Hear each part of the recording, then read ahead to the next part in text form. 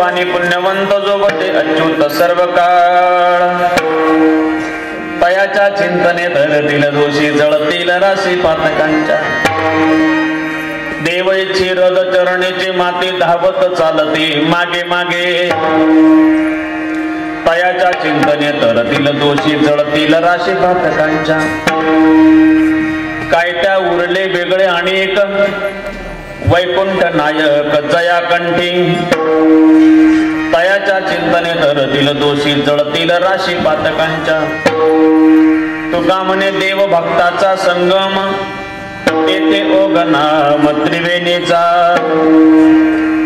तयाच्या चिंतने धरतील दोषी जळतील राशी पातकांच्या महायुगपीठ तटे भीमरथ वरम पुंडरीका यदा तुम इंद्रय समागत तिष्ठन्त मानंद कंद परब्रह्मलिंगम भजे पांडुरंग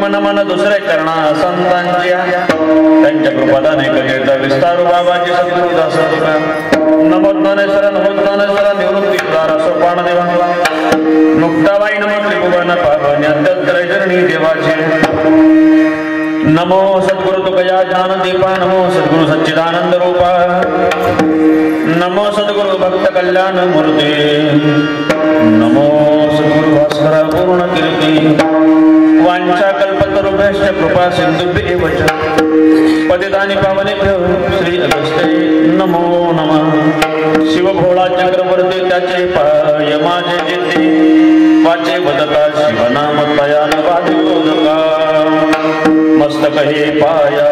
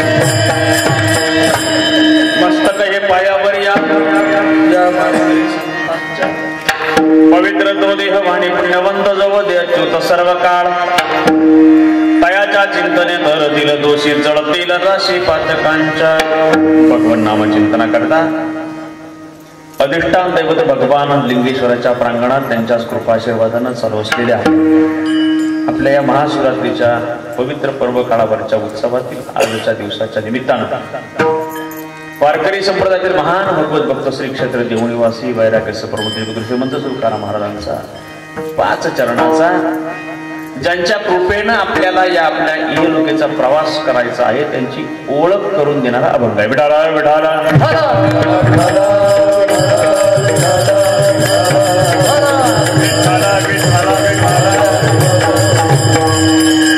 अभंग श्री तुकाराम महाराजांचा आहे.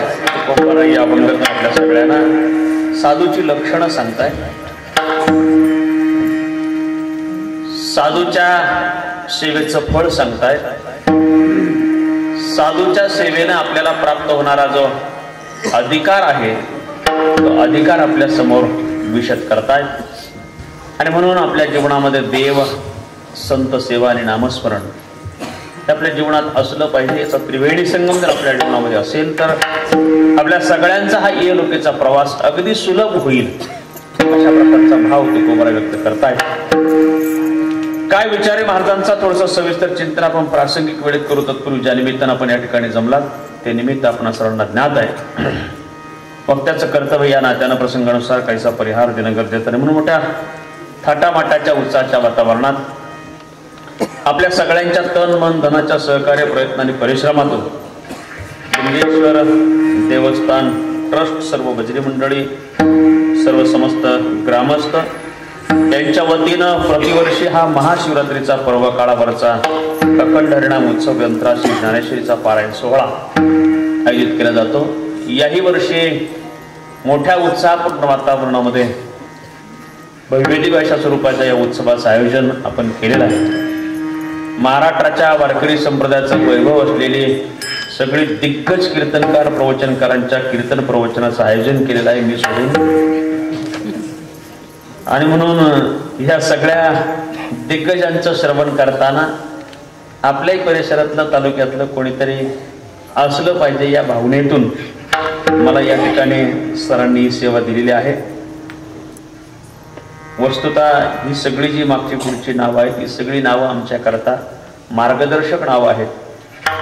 यांची कीर्तन असताना सर जर आम्ही कदाचित रिकामे असलो तर रिकामं न थांबता यांच्या कीर्तनाकरता 5-50 किलोमीटर जाऊन आम्ही त्यांच्या कीर्तनाच्या श्रवणाचा लाभ घेतो. अशी सगळी दिग्गज कीर्तनकार आहेत.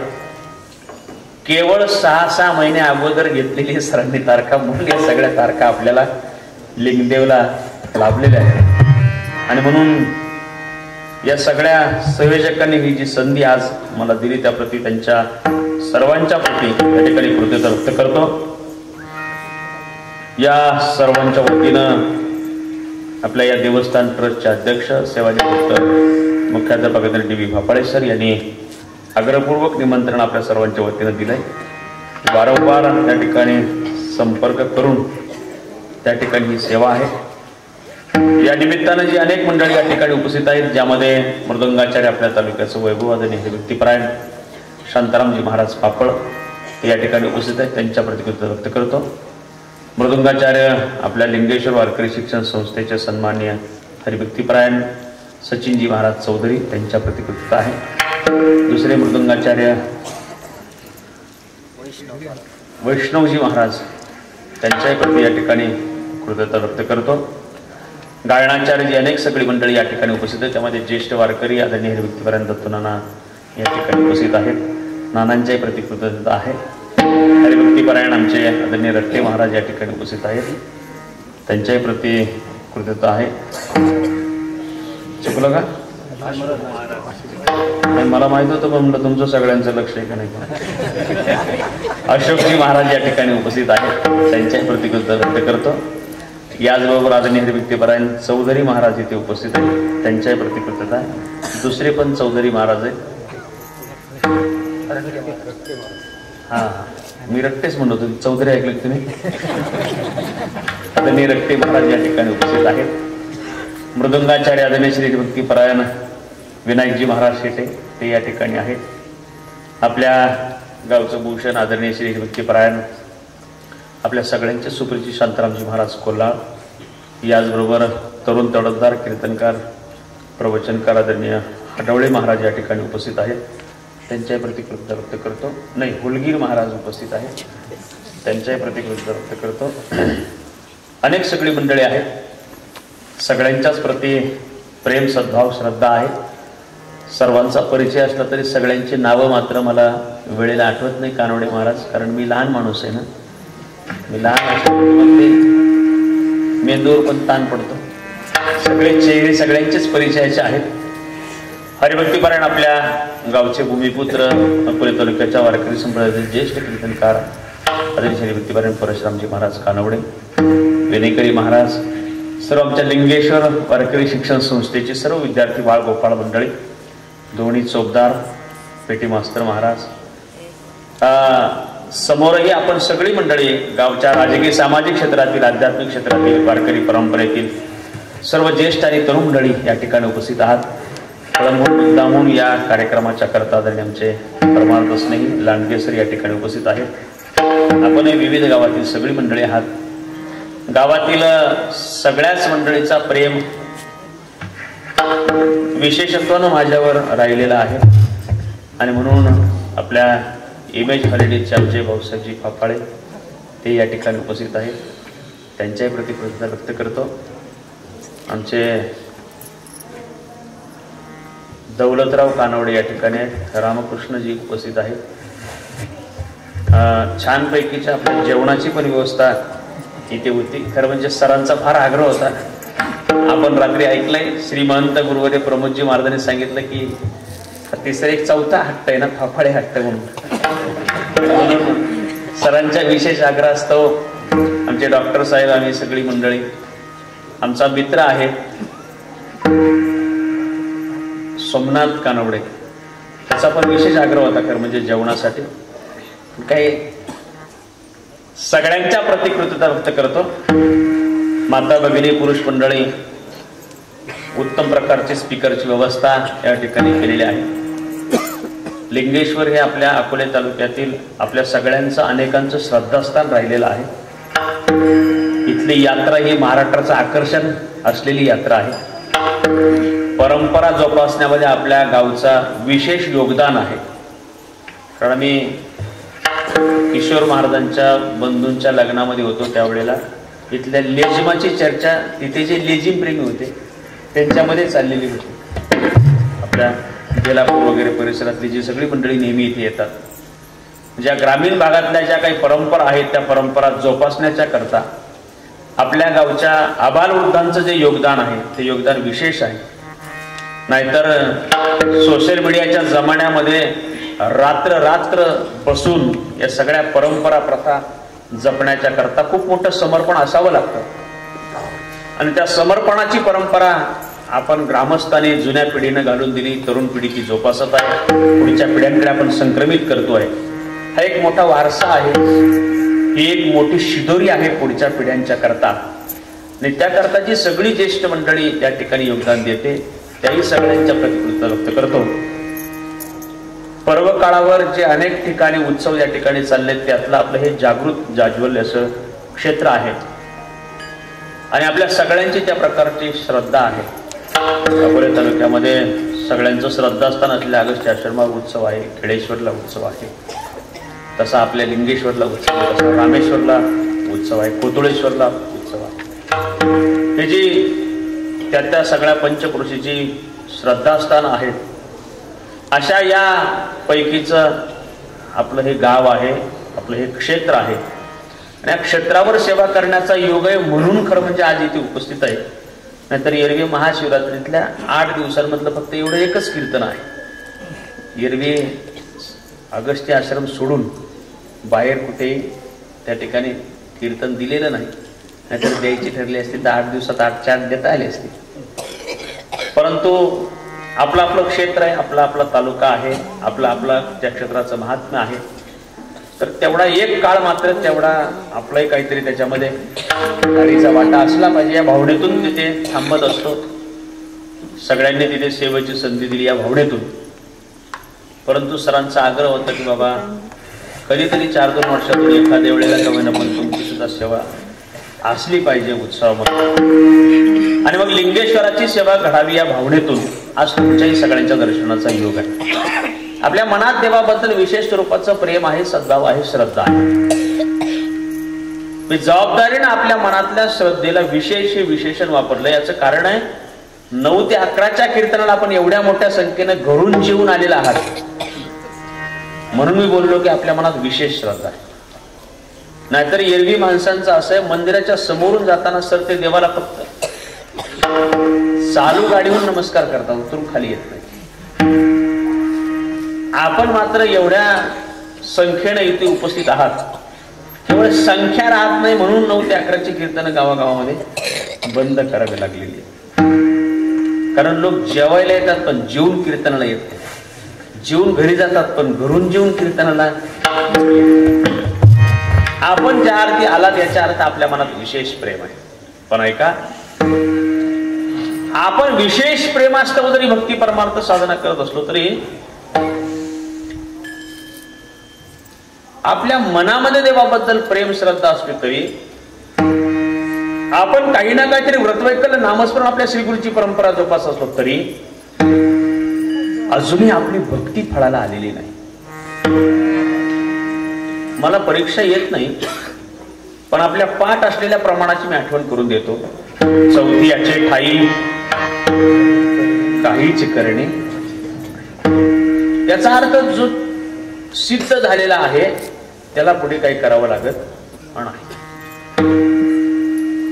सोपं बोलतो, साध्याची प्राप्ती झाली की साधनाचा त्याग करावा लागतो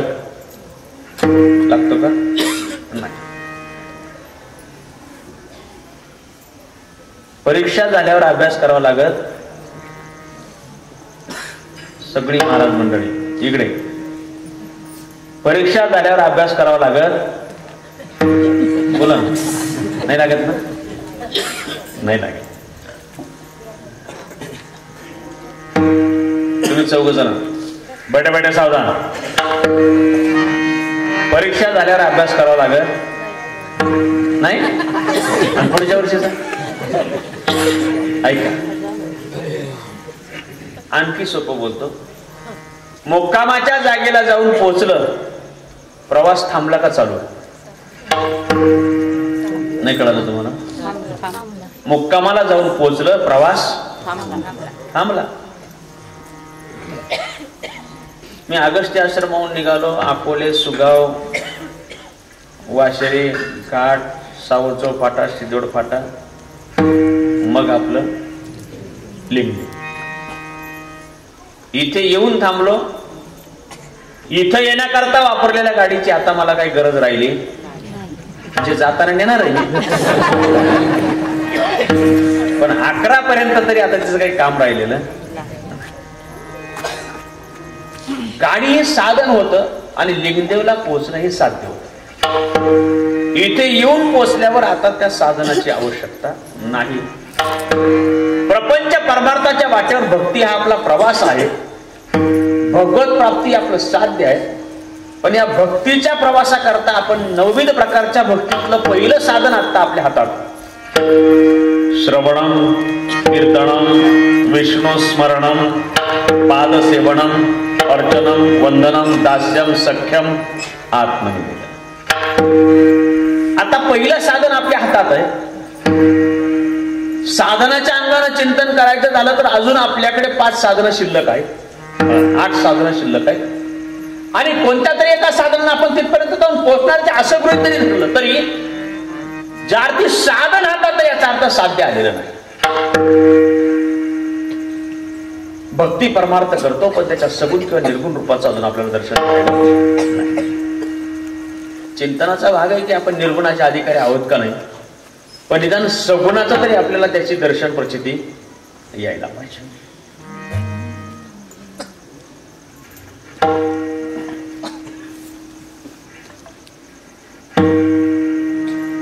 ज्या व्यासपीठाच्या समोर आता आपण बसलेलो आहे, या व्यासपीठानं आपल्याला अगोदरच्या 5-50 वर्षांपासून असं शिकवलंय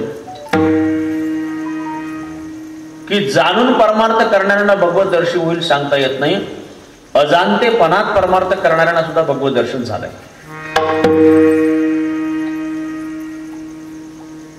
भक्त प्रल्हादाचं वय परमार्थाचं जे होतं हे कळतं वय होतं का न कळतं वय होतं? न कळतं वय होतं. ध्रुव बाळाचं जे वय आहे परमार्थाचं ते जाणतं वय होतं का अजाणतं वय होतं? उपमन्यूने ज्या काळामध्ये परमार्थ केला ते जाणतं वय होतं का? पूर्वीच्या काळातली माणसं पहाटेच उठायची.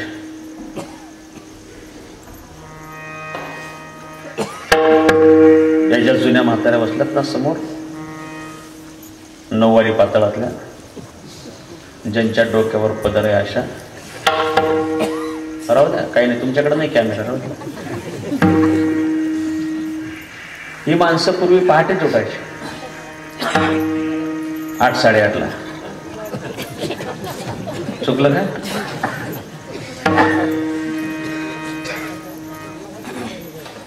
मी पण आज पहाटेच उठलो होतो 9:15 वाजता.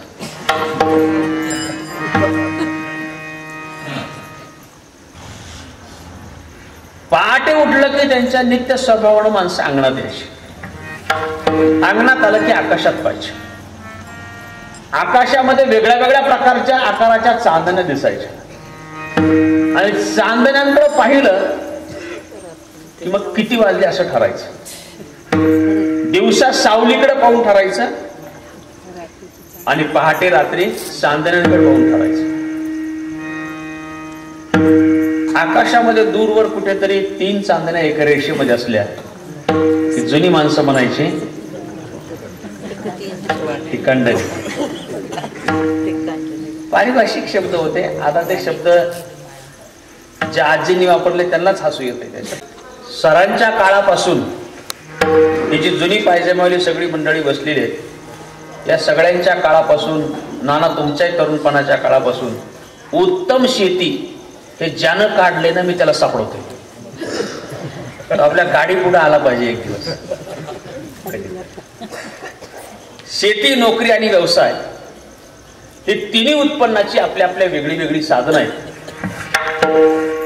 पैकीच अशाश्वत उत्पन्नाचं साधन म्हटलं की कोणतं येतं? अशाश्वत म्हटल्यावर शेती येतं. म्हणजे शेतीच्या मध्ये उत्पादनाची शाश्वती आहे, पण उत्पन्नाची शाश्वती. किती निसर्ग प्रतिकूल झाला तर शेतकऱ्यांनी ठरवलं की बाबा एवढ्या याच्यामध्ये एवढंच उत्पादन करायचं, एवढेच पोती घ्यायची, एवढेच टनेज मिळवायचं, तर तेवढं मिळवतो.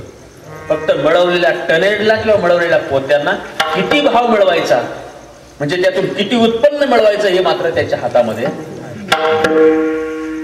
पण अशाही प्रतिकूल उत्पन्न व्यवस्था असलेल्या शेतीच्या क्षेत्रामध्ये जेव्हापासून आपण आपला प्रपंच आपल्या ताब्यात घेतला होता तेव्हापासून आजपर्यंतचा विचार केला तर आपल्या सगळ्यांचा प्रपंच वाढलाच आहे का कमी झालाय? शेती हे उत्पन्नाच्या बाबतीत शाश्वत नाही, तरी प्रपंचाची सूत्र आपण स्वीकारल्यापासून आजपर्यंत आपला प्रपंच वाढला का कमी झाला? कमी कोणाचा होतो? कमी कोणाचा होतो? काही काहींच्या सकाळपासून तोंडाचा वास येत राहतो. त्यांचेच फक्त लाखाचे 12,000, बाकीच्यांचे कमी आहे का? कमी. त्याचा अर्थ काय? आपलं विशेष प्रेम आपल्या प्रपंचावर आहे म्हणून उत्पन्नाची शाश्वती नसलेल्या, फळाच्या शाश्वत नसलेल्या प्रपंचात माणसं यशस्वी आहे. आणि फळाच्या बाबतीत अज्ञानपणात परमार्थ करणाऱ्याला सुद्धा भगवत प्राप्ती होते. असा फळाच्या बाबतीत शाश्वत परमार्थात आपण अयशस्वी आहे, कारण आपलं प्रेम तेवढं पाहिजे तेवढं प्रपंचावर आहे, तेवढं परमार्थावर नाही. कल्पना करा, मी जी टॉकीच्या कीर्तनामध्ये सांगितलं होता दृष्टांत, आपण मुळेच्या काठावर आलेलो आहोत. या अर्थानं आपण सगळे कसे भाग्यवान आहेत. सगळीकडे पिण्याच्या पाण्याचा प्रश्न असला तरी आपल्याला काही पिण्याच्या पाण्याचा प्रश्न आहे का? नाही. तशा अर्थानं पाहिलं तर आपला शेतीच्याही पाण्याचा काही प्रश्न आहे का? विशेष नाही. समजा समजा उन्हाळ्यामध्ये आपण टमाट्यासारखं पीक केलं. टमाटे माहिती आहे ना तुम्हाला? अरे माहिती का नाही? तुम्हाला राग आहे का माझा? काही नाही ना? मन मोकळ्याने बसा तुम्ही दर्शन. हा असं टमाटे माहिती आहे तुम्हाला? जमिनीत येतात. मग कुठे येतात? आपण जमिनीतच लावा लागतात ना. मग मी तसं म्हणत होतो. हा टमाटे आपण पिकवतो. कल्पना करा उन्हाळ्याचे दिवस आहेत. उन्हाळ्याच्या दिवसात तुम्ही टमाटे केले. रोज 200 कॅरेट टमाटे निघतात. बास का वाढू? तुम्हाला उचलत असले तर रोज 200 कॅरेट टमाटे निघतात आणि त्याला 2000 रुपये भाव आहे. ना बास का वाढू? बस ना. परत बँकेवाल्याने आपले पैसे घेतले पाहिजे. 200 कॅरेटला 2000 नाही बरं, एका कॅरेटला 2000. हे पहा, स्वर्गीय इंगळे महाराज सांगायचे, कल्पनाच करायची आहे तर मग ते चटणी भाकरी खाल्ल्याची कल्पना करण्यापेक्षा गुलाबजाम खाण्याची कल्पना करू. मग तसं आपल्याला खरोखरचा भाव मिळवणं आपल्या हातात आहे का? नाही. मग कल्पनाच करायची तर पवार मग जरा कल्पना कशी करू? 2-4 हजार रुपयाची कल्पना करून टाक.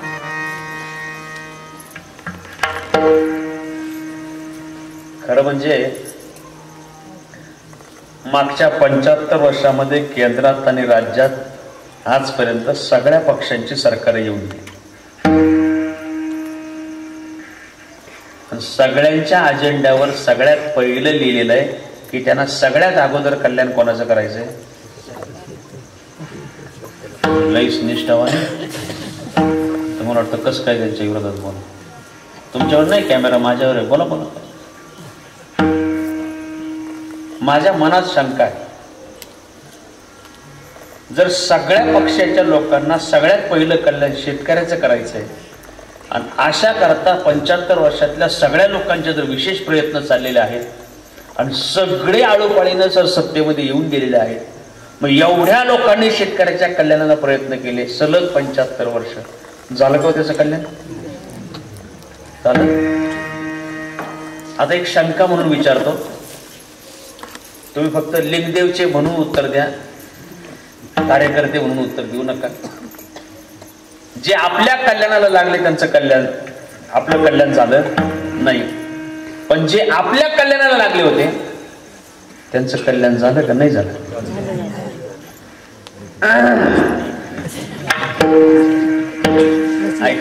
एका इथं तुम्ही घेऊ नका गाव पातळीवर, तालुका पातळीवर. मी तेवढ्यासाठी केंद्रात आणि राज्याचं सांगतो. मला असं वाटतं शेतकऱ्याच्या कल्याणाकरता त्याला फार काहीतरी वेगळ्या वेगळ्या योजना, कर्जमाफी, लाईट माफी, बांधगडी, हे सगळे एवढं आमिष दाखवायची किंवा काही त्याला प्रत्यक्ष देण्याची सुद्धा आवश्यकता नाही आहे. इतक्या वर्षात ही सगळी माणसं आपल्याला अन्य काही देऊ शकले नाही, विशेष नाही आहे. लाईट सुद्धा दिवसा देऊ शकले. दिली का? दिली तुमच्याकडं? नाही देत. मला असं वाटतं जर कदाचित या सगळ्या पक्षाच्या लोकांनी शेतकऱ्याबरोबर असं डील केलं असतं किंवा तुम्हाला दिवसा रात्री 6 तास देण्यापेक्षा दिवसा 5 तास देऊ, विकता फुकट नाही, रात्री 6 तास द्यायच्या ऐवजी तुम्हाला दिवसा 5 तास देत जाऊ, घेतली असती का नसती घेतली? नसती घेतली? घेतली असती का? घेतली असती. पण ते देत नाही. त्या सोडून आपला विचार नाही आहे. माझा मुद्दा असा आहे, समजा 200 कॅरेट निघतायत, त्याला 2000 रुपये भाव आहे. अशा वेळेला लाईट रात्री येते 11-12 वाजता, 11ला काहीतरी येते मला वाटतं. मग 11 वाजता लाईट येणार आहे, 200 कॅरेट आहे, एका कॅरेटला 2000 भाव आहे. मग पाणी भरायच्या वेळेला तुम्ही मोटर चालू करायला 11:45 जाणार, 11ला जाणार का 11:30 जाणार? भाव द्या ना ते तुमच्या. किती वाजता? 11:45. यांना द्याऊ नाही, काही नाही, वाघ नाही, काही नाही. त्यांना माहिती यांच्या भरोश्यावर राहून चालणार. आता ऐका,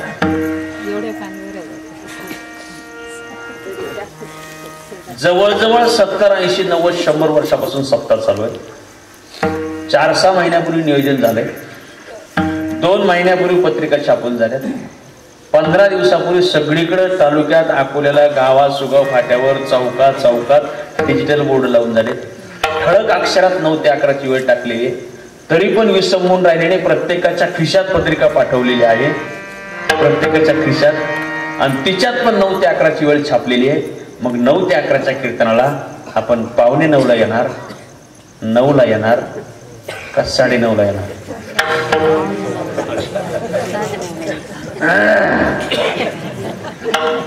कोण म्हणलं तुला काय करायचं?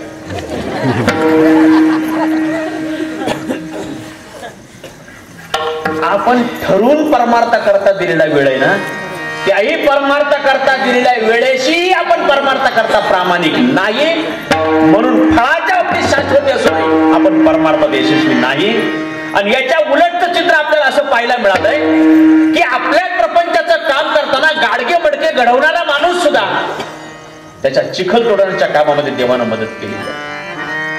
आपण शेती करतो अशी कांदा मुळा पिकवणारा माणूस तर शेती करत होता आणि त्याच्या शेतीत मदत करायला मात्र जगाचा बाप देव होता. इथे चांबड्याच्या वस्तू बनवता बनवता त्या चांबड्याच्या वस्तू बनवण्याच्या कामात मदत करायला देव होता. मेलेल्या जनावरांचं मांस विकण्याच्या करता मदत करणारा देव होता. मेलेली जनावर ओढून गावाच्या बाहेर टाकण्याच्या करता देव होता. जे देहा जीव दिला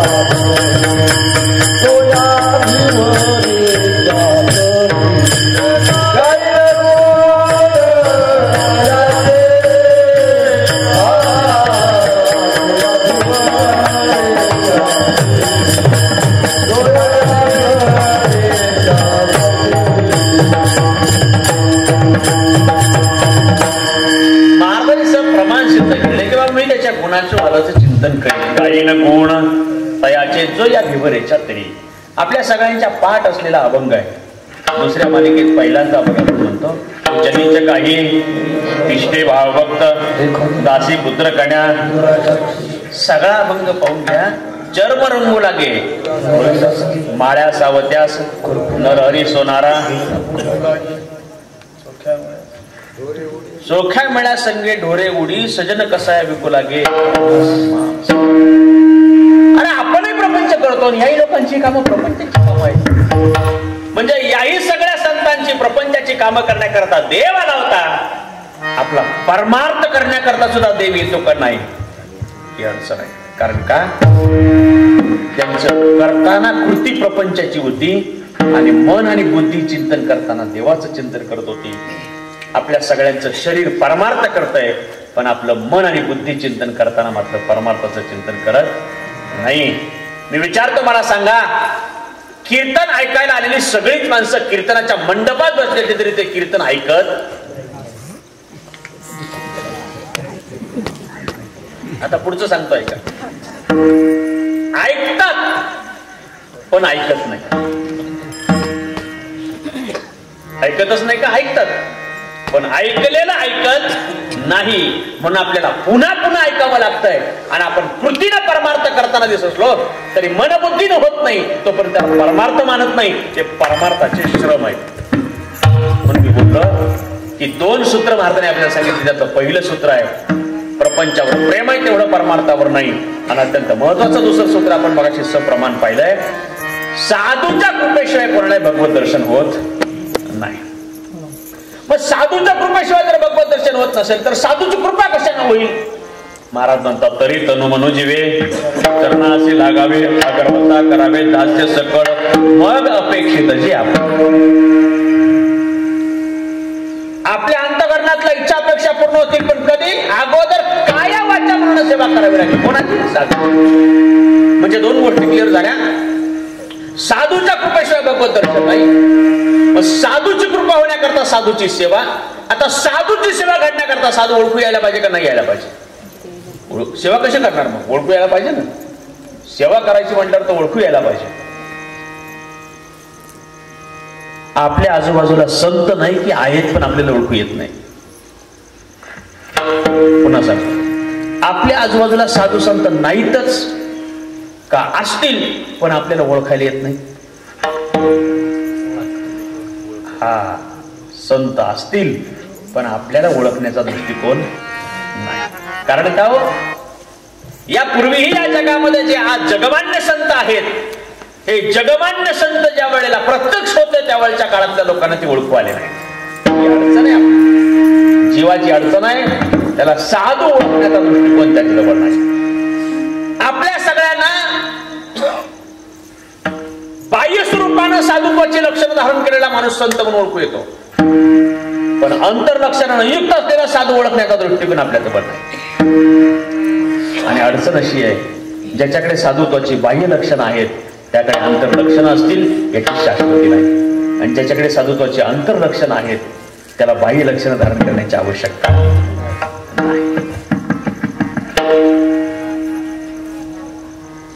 काही दिवसांपूर्वी सोशल मीडियावर आलं होतं, कोणीतरी नुसतेच आपले भगवे कपडे धारण केले, कोणाच्या तरी घरी शेतात एकांती वस्तीचं घर पाहिलं आणि तिथे जाऊन तिथल्या त्या महिलेला त्याने हातामध्ये रुद्राक्ष होता त्याची रक्षा करून दाखवली, तांदूळ घेतले, त्याचा काहीतरी रुद्राक्ष काढून दाखवलं आणि असं करून त्या बाईला फसवण्याचा प्रयत्न केला.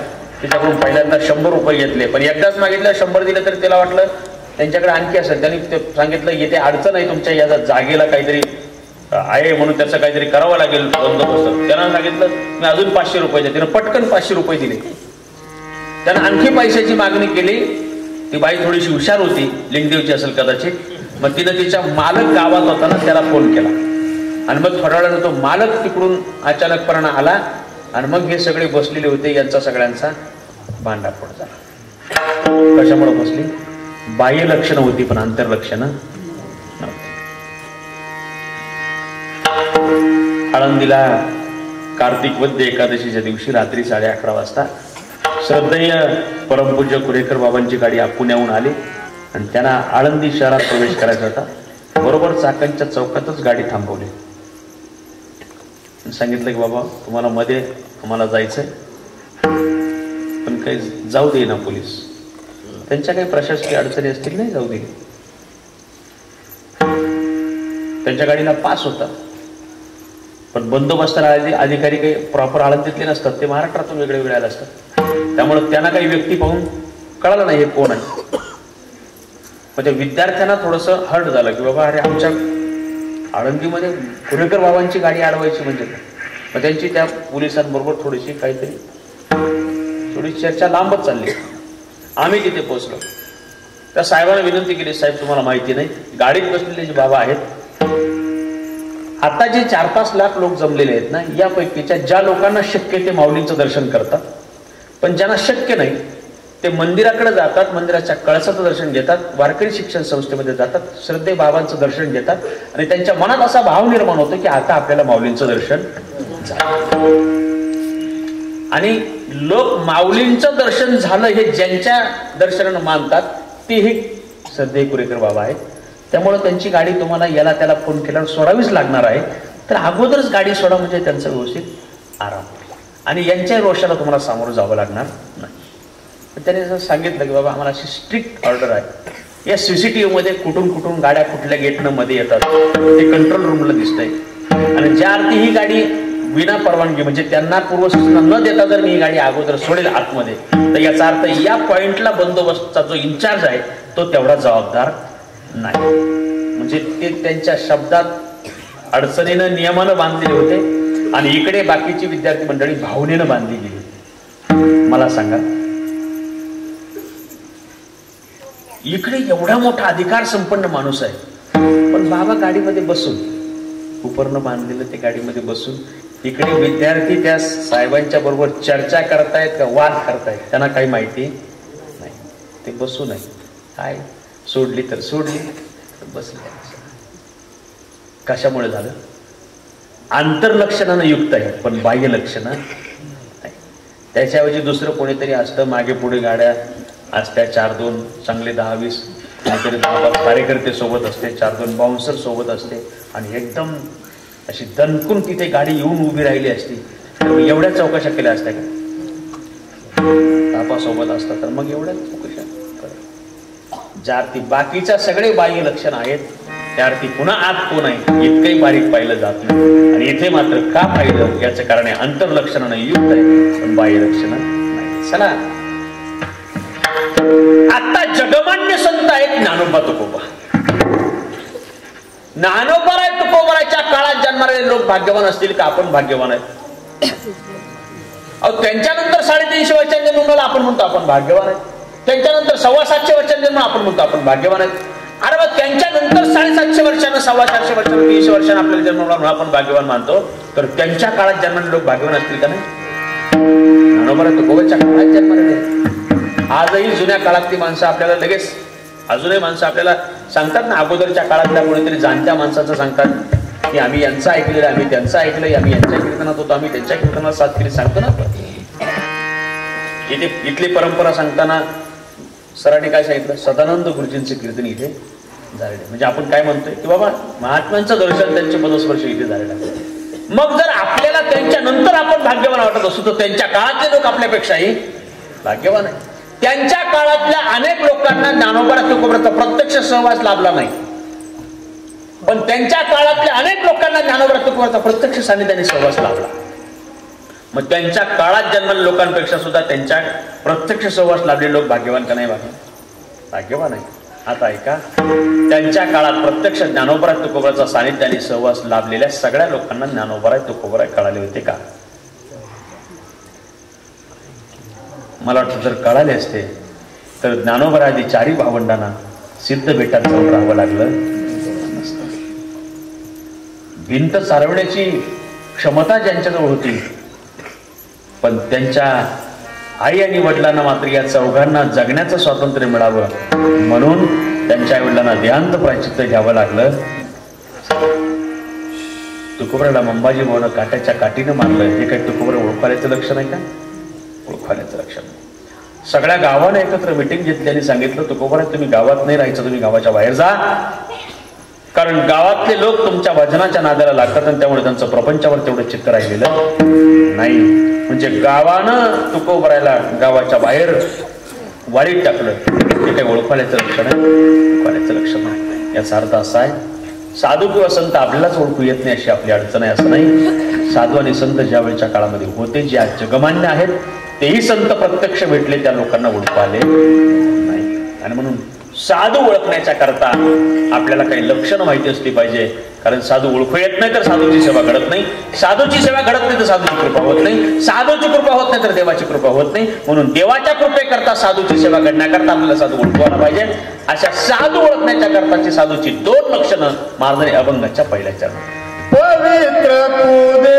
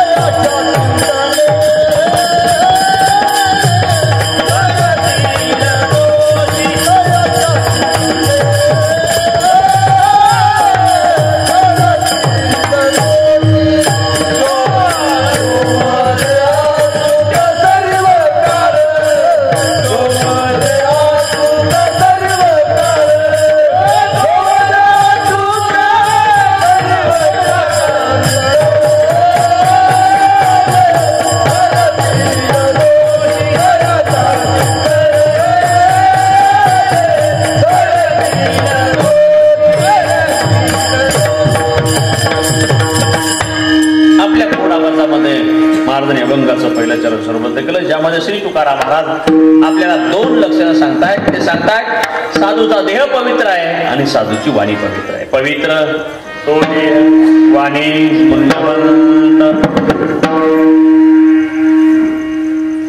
जगात अनेक पवित्र गोष्टींबरोबर आपला संपर्क आला आहे. जुन्या काळातली माणसं घरातून सकाळी बाहेर निघाल्यावर जर समोरून येताना गाय दिसली आणि हे जर कुठेतरी शुभ कार्यासाठी काहीतरी चांगले चालले असतील तर सकाळी सकाळी भेटलेल्या गायीला काय करत होतो आपण? काठी काढत होतो, बरोबर ना? काय करायचं? आपण कुठेही ग्रंथात न वाचलेले लोक गायीचं दर्शन घेत होते.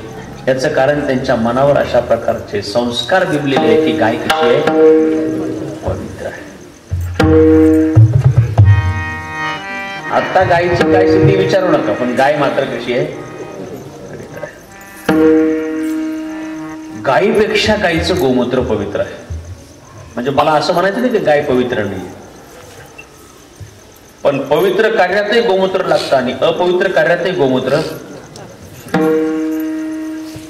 घरी सत्यनारायण महापूजा वास्तुशांती काही असली तरी गोमूत्र लागतं का नाही लागत? आणि रक्षा विजेतेचा दशक्रियेचा विधी असला तरी पण गोमूत्र. कारण गोमूत्र हे पवित्र आणि अपवित्र कार्यात पवित्र आहे. प्रत्येक प्रकारात काही काही वस्तू आहेत त्या पवित्र वस्तू आहेत.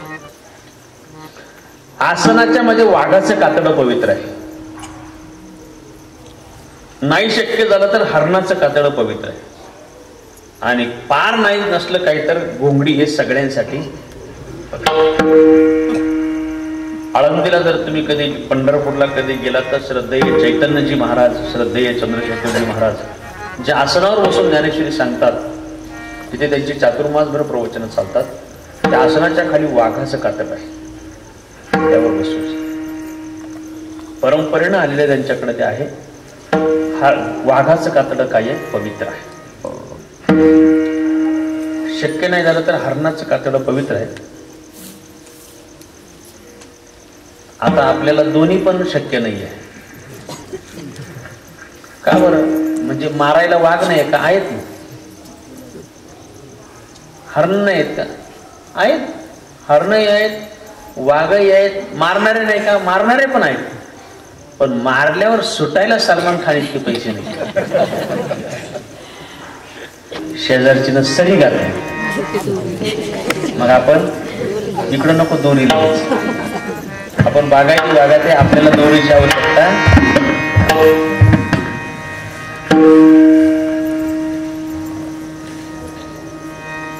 सोनं हा धातू पवित्र आहे. सोन्याच्या नंतर तांब हा धातू पवित्र आहे. पक्ष्यांच्या मध्ये मोर पवित्र आहे. अनेक सगळ्या गोष्टी सांगता येतील. या सगळ्या पवित्र गोष्टींना अपवित्रता आली तर त्यांना पवित्र करण्याचं सामर्थ्य गंगेमध्ये आहे. गंगा कशी आहे? पवित्र आहे.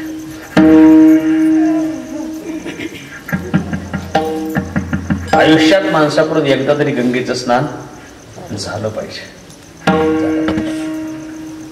कळत नकळत केलेल्या पापाची निवृत्ती गंगेच्या स्नानानं होते. आणि म्हणून गंगेचं स्नान काय करते? आमच्या शरीराला आणि चित्ताला शुद्ध करण्याचं काम करते. गंगा स्नान झालं पाहिजे. ज्यांचं ज्यांचं झालं त्यांना धन्यवाद. ज्यांचं नसेल झालं त्यांनी हरिभाऊ बरोबर संपर्क करा. गंगा ही पवित्र आहे म्हणून गंगेचं स्नान किती पवित्र आहे. प्रत्यक्ष स्नान नाही घडलं आणि त्या गंगेचं नुसतं नामस्मरण केलं तरी आपल्या जीवनातली सगळी पाप वाचे म्हणता. श्री संत नामदेव महाराज म्हणतात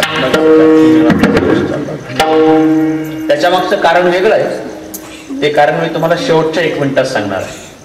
पण एरवी गंगा पवित्र असल्यामुळे गंगेचं स्नान घडलंच पाहिजे. महाराजांनी बरेच दिवस केले नर्मदेचं स्नान आणि म्हणून त्याची पवित्रता वेगळी आहे. कधी कधी ही जी गंगा आहे ना, ही गंगा सुद्धा अपवित्र होते. कुंभमेळ्याची जी योजना आहे ना, ती कशासाठी आहे? अपवित्र झालेल्या गंगेला पवित्र करण्याकरता कुंभाच्या स्नानाची व्यवस्था आहे. साधूच्या स्नानानं गंगा पवित्र होत असते. म्हणजे गंगेपेक्षा पवित्र काय आहे? सगळ्यांना माहिती असलेलं उदाहरण मी फक्त आठवण करून देतो. फक्त पुंडलिक आपल्या आईवडिलांच्या बरोबर तीर्थयात्रेला गेले.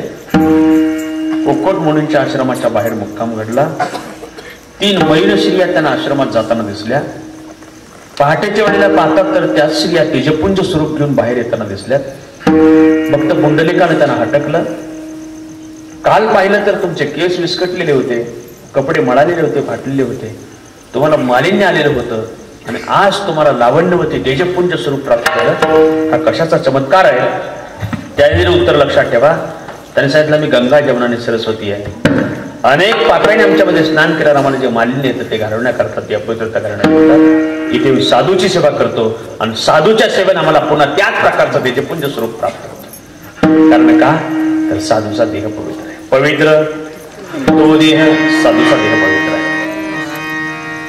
खरं म्हणजे जगातल्या अनेक पवित्र गोष्टींना अपवित्रता आल्यावर जी गंगा त्यांना पवित्र करते, त्या गंगेलाही पवित्र करण्याचं सामर्थ्य साधूच्या शरीरात आहे. असा साधूचा किंवा संतांचा देह पवित्र आहे. पण आपण याहीपूर्वी असं अनेक वेळेला ऐकलंय, या जगामध्ये जेवढ्या अपवित्र वस्तू असतील ना, त्या अपवित्र वस्तूंमध्ये सुद्धा शरीरा इतकी अपवित्र दुसरी कोणती वस्तू नाही.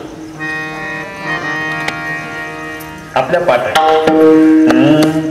हा देह नाशिवंत मळमूत्राचा वरी चर्म घातले रे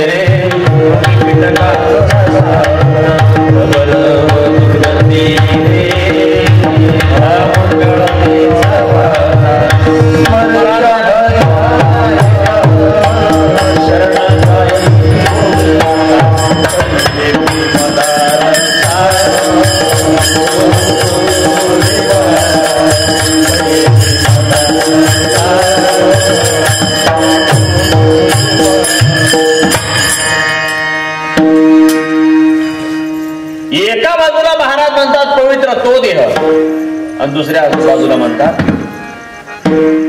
हा देह नाशिवंत मळमूत्राचा बांधा वरी चर्म घातले रे कृमी कीटकांचा सर रवरव दुर्गंधी आहे अमंगळ तिचा. अमंगळ हा शब्द मंगल शब्दाच्या विरुद्धार्थी शब्द आहे, आणि अमंगल हा शब्द अपवित्र शब्दाचा समानार्थी शब्द आहे. म्हणजे अमंगळ याचा अर्थ कसा आहे? अपवित्र. शरीर रोगाचे, शरीर दुःखाचे, शरीर दुर्गंधीची नाही, अपवित्र शरीर आईसे. आता ही दोन्ही वाक्य समोरासमोर घ्या. एका बाजूला म्हणतात पवित्र तो देह, दुसऱ्या बाजूला म्हणतात नाही अपवित्र शरीर आईसे. शास्त्रकार याला बदलतो व्याघात दोष म्हणतात. आपणच बोलायचं, त्याचं खंडन आपणच करायचं. हा नियम तुकोबराला लागू होत नाही. कारण का? ज्ञानोबा तुकोबरनं जे करायचं ते आपल्या करता नियम आहे. जुन्या काळातले कीर्तनकार एक दृष्टांत सांगायचे. एका वाक्याचा दृष्टांत, एकाच वाक्याचा दृष्टांत, जे रेंज मध्ये असेल त्यांना कळेल. आमच्या गावात एक फार म्हातारी होती. ऐकताय ना? आमच्या गावात एक फार म्हातारी होती, आणि ती म्हातारी लहानपणीच वारली.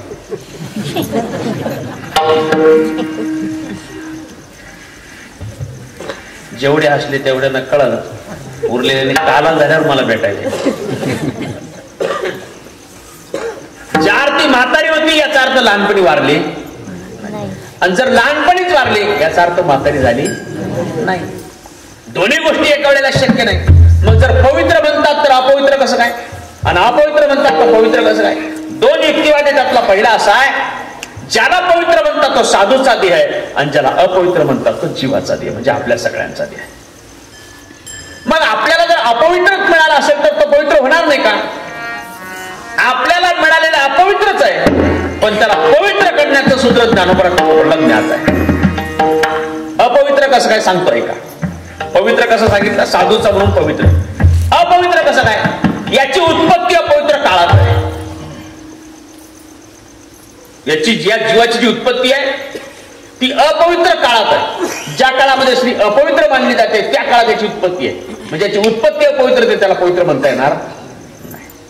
हा 9 महिने पोटामध्ये राहिला, आईच्या उदरामध्ये राहिला. त्यावेळेला नाकी तोंडी कृमीकडे विष्टालेप चहूकडे आजूबाजूला सगळी मलमूत्र होतं. त्याच्यामध्ये एका पातळ पारदर्शी पडद्याच्या आतमध्ये हा गर्भ होता आणि 9 मास कष्टाला अशी दहाव्याने प्रसूत झाली.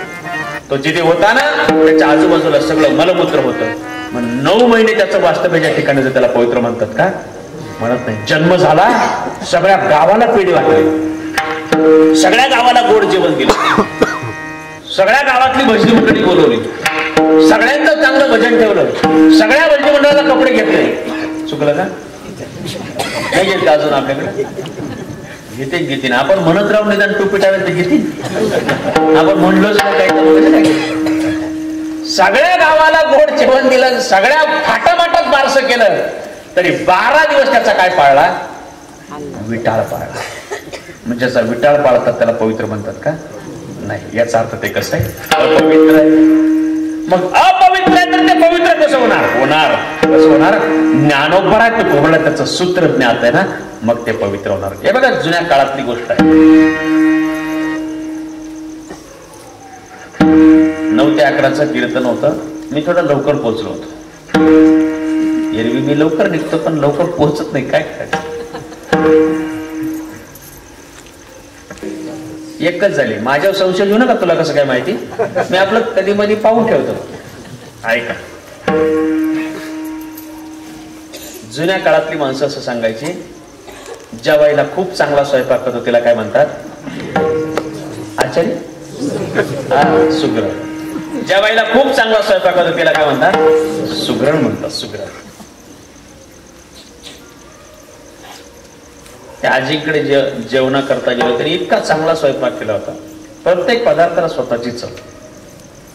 जेवण करता करता एक पदार्थ खूप छान लागला. जशी मगाशी भेंडीची भाजी होती.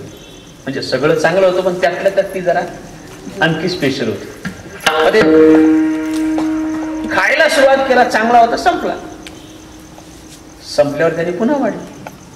आता पुन्हा वाढलं तो पण चांगलं चालतं. बाकीचं संपायच्या ऐवजी हे काय झालं, थोडं अगोदर संपलं. तर म्हाताऱ्याने पुन्हा एकदा वाढलं.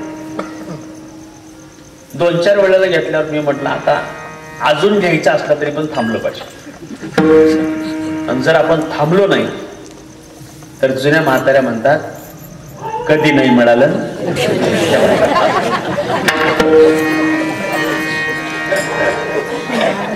यांच्याकडे कोणालाच डिस्काउंट नाही. याने डिस्काउंट दिला तर मामा फक्त जावयाला दिला तर दिला, नाहीतर दुसऱ्या कोणाला यांच्याकडे सूट नाही.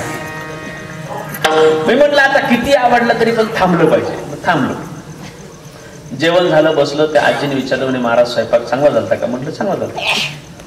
म्हणे आवडलं का तुम्हाला? हो आवडलं होतं. म्हटलं मावशी सगळं आवडलं पण त्यातल्या त्यात तुम्ही ती जी एक भाजी केली होती ना ती फारच छान झाली होती, ती फारच आवडली. म्हातारी म्हणली कोणची?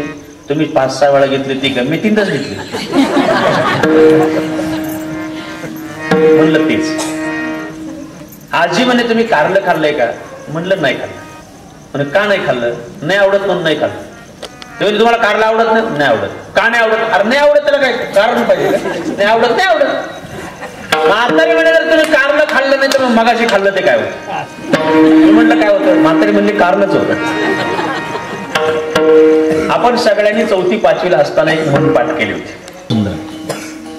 म्हातारी म्हणे महाराज कारलं होतं तर कडूचं, पण मला जे माझ्याजवळचं पाकशास्त्राचा अभ्यास आहे, ज्ञान आहे ना, स्वयंपाकाचं जे ज्ञान आहे त्या ज्ञानानं मी त्याच्या अशा काही प्रक्रिया केल्या की ते कडू असलेलं कारलं गोड झालं. म्हातारीला म्हणलं काय काय केलं? म्हातारी म्हणली महाराज कारलं पहिल्यांदा कापून घेतलं, नंतर ते चिरून घेतलं. ते तपासायला लागते रेंज मध्ये आहे. म्हणे ते कारलं कापून घेतलं, मग छानपैकी ते गावठी तुपामध्ये परतून घेतलं, मग ते दुसऱ्या वेगळ्या कढईमध्ये घेऊन त्याच्यामध्ये काहीतरी शेंगदाण्याचा कूट टाकला, त्याच्यामध्ये काही तूप टाकलं, त्याच्यामध्ये खोबऱ्याचा किस टाकला, त्याच्यात थोडासा गूळ टाकला, त्याच्यामध्ये थोडस ताक टाकलं, त्याच्यामध्ये काही चिंच टाकली. त्याच्यात मला फक्त सांगता येते उरलेलं पण काय काय केलं सगळं सांगितलं असतं, पण फुकट नाही सांगत. तुम्ही 5-5 रुपये टाका त्यांच्या अकाउंटला, माझ्याकडे काही फोन पे नाही. मग उरलेली रेसिपी सांग, ऐका.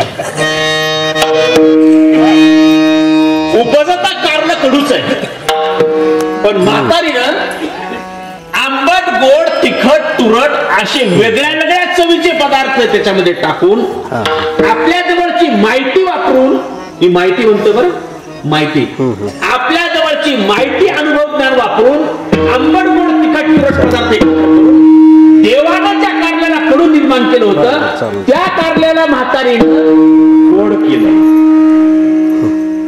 आता ऐका, मग जर एखाद्या सामान्य बाईला तिच्या जवळच्या माहितीद्वारा देवानं निर्माण केलेल्या कडू कारल्याला गोड करता येत असेल, तर माझ्या ज्ञानोबरात तुकोबरला सुद्धा त्यांच्या ज्ञानानं देवानं उपजता आपल्याला अपवित्र निर्माण केलं असलं तरी त्याला पवित्र करता येत असेल का नसेल? येत असेल का नाही? येत आहे. कोणी सांगितलंय? ज्ञानोबरानं. ते म्हणतात हरिमुखे म्हणा, हरिमुखे म्हणा, पुण्याची गणना कोण, ही एकच गोष्ट ज्ञानोबा आपल्याला वारंवार सांगतायत. आणि मग शेवटी बोलतात हरिपाठ कीर्ती पवित्राची होय.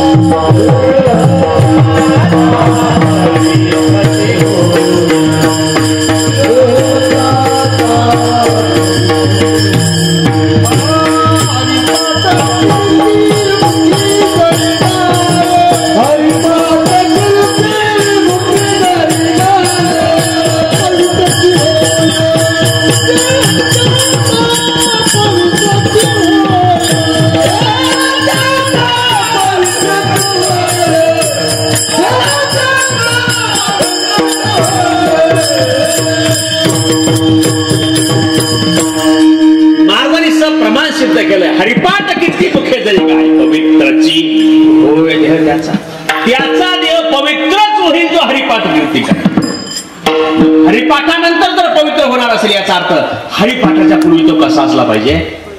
पवित्र आहे. म्हणजे उपजता पवित्रच आहे, पण त्याला पवित्र करण्याचं सूत्र त्यांना माहिती आहे, म्हणून पवित्र म्हणतात तेही बरोबर आहे आणि अपवित्र म्हणतात तेही बरोबर आहे. पवित्र तो देह साधू. दुसरं लक्षण सांगितलं साधूची वाणी. वाणी पुण्यवंत. एखादा माणूस सदोदित 12 वर्ष जर खोटच बोलला नाही तर तो जे बोलेल त्याला वाचा सिद्धी म्हणतात. फार लांबचं सांगत नाही, श्रद्धेश सुभाषपुरीजी महाराजांच्या सानिध्यात आपण सगळीच माणसं जाऊन त्यांचं दर्शन करून आलो.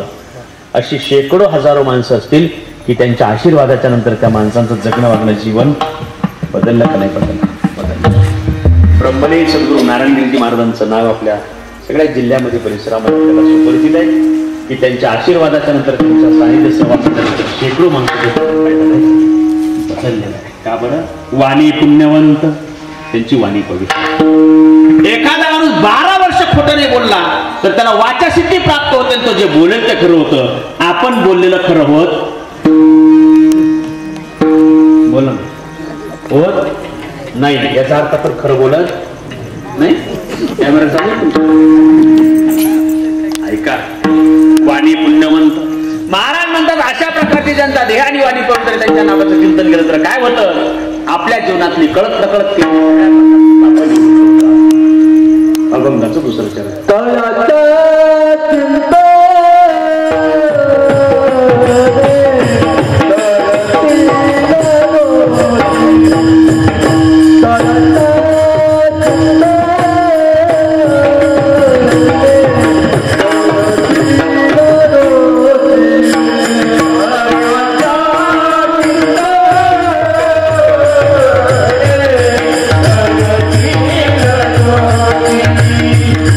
Yeah.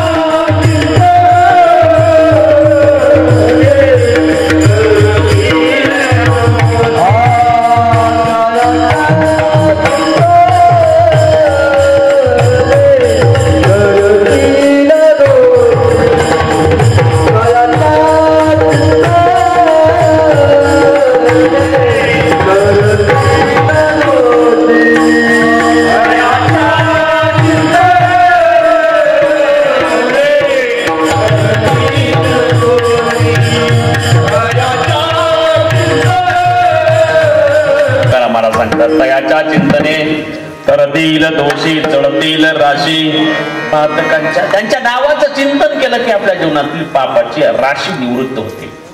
खरं म्हणजे हे देवाच्या बाबतीत आपण ऐकलेलं आहे. नामसंकीर्तन जळतील पापे जन्मांतरीची.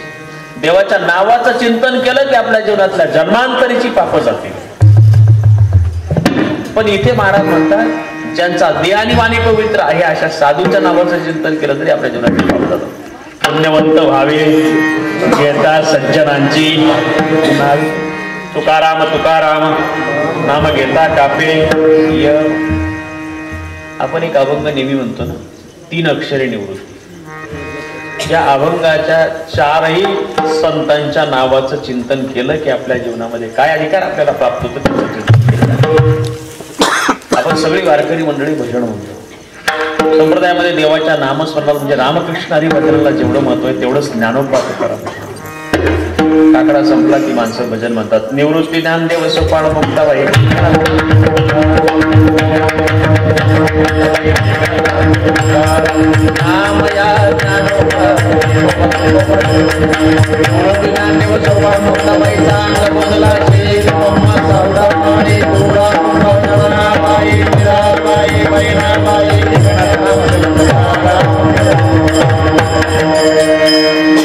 हे भजन म्हणण्याच्या मागचा प्रघात काय आहे? का बरं हे भजन म्हणतो आपण? कारण संतांच्या नावाचं चिंतन केलं की आपल्या जीवनातली जेवढं महत्व आपल्याला देवाच्या नामस्मरणाला आहे तेवढंच महत्व साधूच्या नावाचं चिंतन केलं की त्याला. आणि म्हणून त्याच्या चिंतने जळतील दोषी जळतील राशी.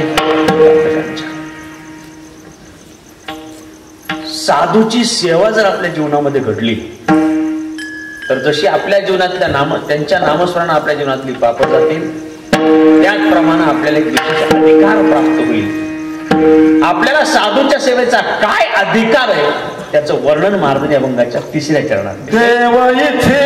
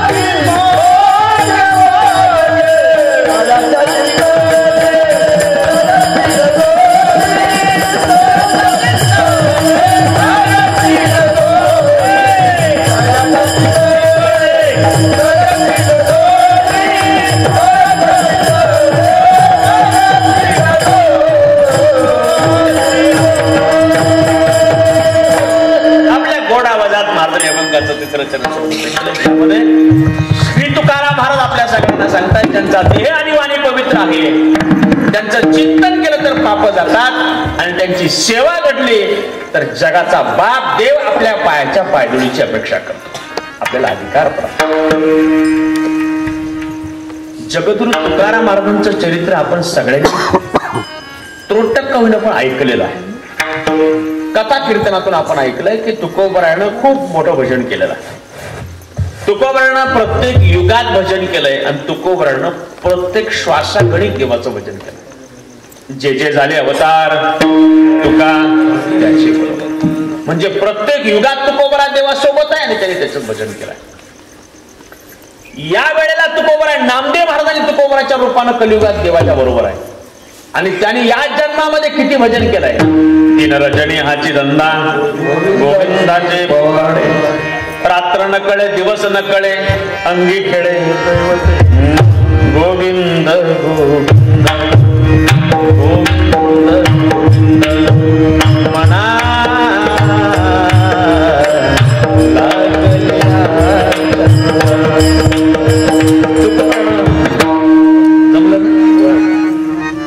धन्यवाद. टाळ्या वाजवायचा माझ्या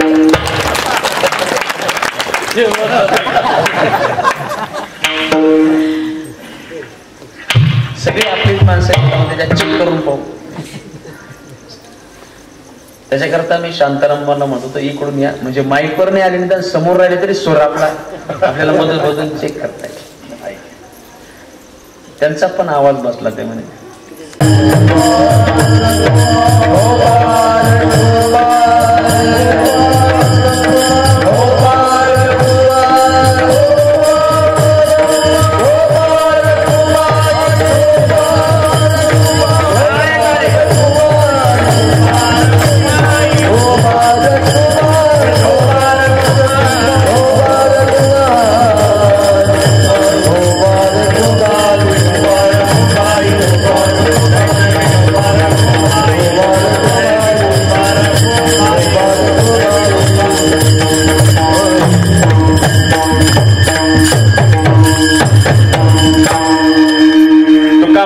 भक्ताचा संगम तेथे हो गणा त्रिवेणीचा पयाच्या चिंतने धरतील दोषी जळतील राशी पातकांच्या ज्ञानेश्वर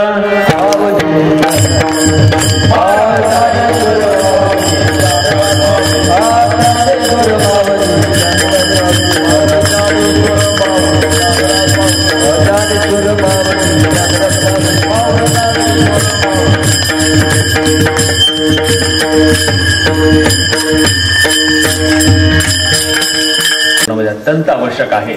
प्रत्यक्ष जर आपल्याला साधू ओळखू आणि साधूची सेवा जर आपल्याला घडत नसेल तर आपल्याला भगवत कृपा कशी होणार आहे. याकरता आपल्या सगळ्यांसाठी सोपा उपाय आहे.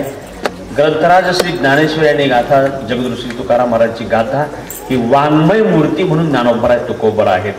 आपल्याला त्यांची सेवा करावी या ग्रंथाच्या कृपेने आपल्याला भगवत प्राप्ती झाल्यापासून राहणार नाही अशी भावना व्यक्त करतो. बोलताना उशीर झाला त्याबद्दल दिलगिरी व्यक्त करतो आणि वाक्य या ठिकाणी विराम देतो. मोठ्या संख्येने आपण या ठिकाणी या भव्यदिव्य उत्सवाचा लाभ घेत आहात. आपल्याही सगळ्यांच्या प्रतिकृतीचा करतो. आज उत्सव येणाऱ्या तरुण पिढीच्या करता दिशादर्शक मार्गदर्शक ठरावा अशी प्रार्थना निमित्तानं करतो. आपल्या परंपरा या ठिकाणी जोपासल्या पाहिजे. त्या परंपरा पुढच्या पिढ्यांमध्ये संक्रमित आपल्याला करता आल्या पाहिजेत. या करताचा खूप चांगला वारसा आपल्या गावाचा आहे. या भव्यदिव्य उत्सवाच्या निमित्तानं संकीर्तन सेवेच्या करिता मला आदरणीय फापाळे सरांनी आपल्या सगळ्या ग्रामस्थांच्या वतीने या ठिकाणी निमंत्रित केलं. मी आपल्या सर्वांच्या प्रती आणि त्यांच्या प्रती कृतज्ञता व्यक्त करतो. खरं म्हणजे सगळी मोठ्या उंचीची व्यक्तिमत्व आहेत आणि विशेष प्रेमानं आपण या ठिकाणी निमंत्रित केलेलं आहे. पुन्हा एकदा धन्यवाद देतो. आपण सगळी मान्यवर कीर्तनकार प्रवचनकार गायनाचार्य मृदुंगाचार्य माझ्यासारखा करता मार्गदर्शक आहात. गावातील राजकीय सामाजिक क्षेत्रातील आपण सगळी माझ्याकरता मार्गदर्शक आहात. सगळ्यांच्या प्रती कृतज्ञता व्यक्त करतो आणि या ठिकाणी थांबतो. विठ्ठल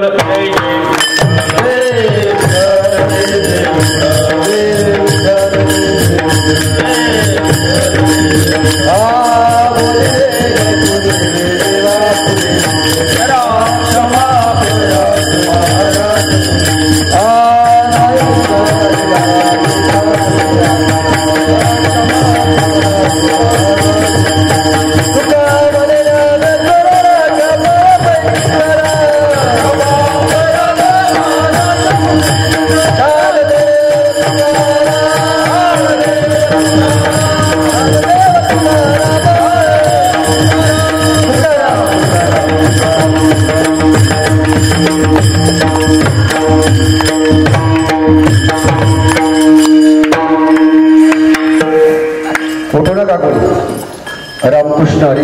वेळ झालेला नाहीये. 5 मिनिटं महाराजांनी आपले घेतले ते दिलगिरी व्यक्त केलेले आहे. साधू संतांच्या कृपेने महाराजांनी साधूंचं व्याख्यान सांगितलं. तो साधू संतांची कृपा झाली तर सगळं घडतं. साधू संतांच्या कृपेने भगवान लिंगेश्वराच्या आशीर्वादाने आणि आपल्या सर्वांच्या सहकार्याने चालू असणाऱ्या महाशिवरात्रीच्या उत्सवानिमित्ताने अखंड हरिनाम सप्ताह झालं. आपल्या भगवान लिंगेश्वराचे पुजारी श्रीमान दास काका यांचं आजचं सुसारे असं प्रवचन झालं. आजचं जे भजन झालं ते भोलेश्वर प्रासादिक भजनी मंडळ बरकतपूर यांनी उत्कृष्ट आपला भजनाचा कार्यक्रम भगवान लिंगेश्वर चरणी अर्पण केला. या सर्वांचं अभिनंदन. त्याचप्रमाणे उद्याचं कीर्तन केशव महाराज उकळीकर हे जरी नाव ऐकलं तरी सर्वांना नुसतं नावच घेतलं तरी आनंद वाटतो. आपण टीव्हीवरती, चॅनलवरती, युट्यूबवरती सगळ्यांनी ते कार्यक्रम पाहिला आहे, परंतु प्रत्यक्ष आपण उद्या त्यांना या ठिकाणी पाहणार आहोत. तेव्हा मी थोडंसं का बोलत नाही, आपलाच माणूस आहे म्हणून गर्दी कमी आहे का असं वाटतंय मला. आपलाच माणूस आहे, घरचे माणसं असल्यावर गर्दी कमी असते असं काय नाही. तरी पण पहिल्याच महाराजांनी सांगितलं एकाने एक उद्या घेऊन यायचं आहे. आणायचं म्हणजे कोणला आणायचं? घरी जे झोपलेत ना त्यांना घेऊन यायचं आहे.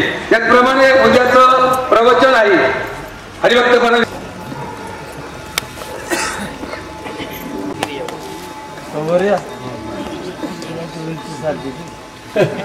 पुंडलिकावर जय विठ्ठल श्री ज्ञानदेव तुकाराम पंढरीनाथ भगवान की जय. माऊली ज्ञानेश्वर. खरोखर लिंगदेव गावचं आणि लिंगदेव ग्रामस्थांचं, लिंगदेव भाविकांचं भाग्य आहे का एक विद्वान आणि बुद्धिमत्तावान आणि खरोखर ज्ञान रुजवणारे कीर्तनकार आपल्या ह्या पत्रिकावरती आहे. सगळेच कीर्तनकार सरांना धन्यवाद देतात. याचे कारण आहे 6-6 महिन्याचे तेच सांगतात. 6-6 महिने तारीख घेतली जाते. 6 महिन्यापासून प्रत्येक दिवशी 8 दिवसाला 8 दिवसांनी महाराज येणार ना, महाराज येणार ना, महाराज. मी नाही सांगत, ते महाराज लोक सांगतात. आताही महाराजांनी सांगितलं मी 7 दिवस गाव सोडून जात नाही, पण सरांच्या आग्रहास्तव आणि भगवान लिंगेश्वरानेच मला सेवा करण्यासाठी बोलवलं म्हणून मी या ठिकाणी आलो. महाराज काही कमी पडलेले नाही, परंतु आपलाच माणूस असतो ना तर त्यांना आपण थोडं कमी मानतो असं होतं. तेव्हा महाराजांनी उत्कृष्ट प्रकारे प्रत्येक शब्दाची फोड करून आपल्यापर्यंत ठेवलंय. साधू किती श्रेष्ठ आहे, देह किती श्रेष्ठ आहे, नाशिवंत किती आहे आणि तो पवित्र कसा होतो हे आपल्याला नक्कीच कळालं असेल. त्याप्रमाणे